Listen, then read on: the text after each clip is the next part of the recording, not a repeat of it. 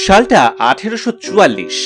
আমেরিকায় দাস প্রথা বন্ধ করতে তার বিরুদ্ধে লড়াই করছিলেন দুই ব্যক্তি, স্যামুয়েল মে আর উইলিয়াম গ্যারিসন। দুজনে মিলে তৈরি করেছিলেন বেশ কিছু অ্যান্টি স্লেভারি সোসাইটি। কিন্তু এইসব কি আর সহজ কথা? এমন লড়াই করতে যে খরচ আছে। এমন সময় একদিন স্যামুয়েল মে হঠাৎ একটা পার্সেল পান, আর তার ভিতরে এক গোছা চুল।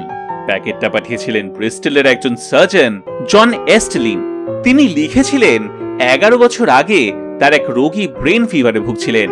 রোগীর মৃত্যুর পর তার মাথা কামিয়ে এক গোছা চুল সঙ্গে রাখেন তিনি। অটোপসি করে খুলির মাপ নেন, তৈরি করেন তার ডেথ মাস্ক। তার ধারণা হয়েছিল যে সেই চুল আমেরিকায় বিক্রি করলে বেশ ভালো টাকা পাওয়া যেতে পারে।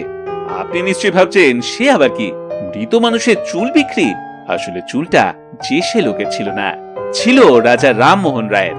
স্যামুয়েল মে বস্টনের একটা অ্যান্টি স্লেভারি বাজারে বিক্রি করেন সেই চুল, যার টাকা দিয়ে দাস প্রথার বিরুদ্ধে যুদ্ধ চালিয়েছিলেন তিনি। ইতিহাসের এমনই সব অদ্ভুত গল্প শুনতে সঙ্গে থাকুন গল্প হলো সত্যির সঙ্গে।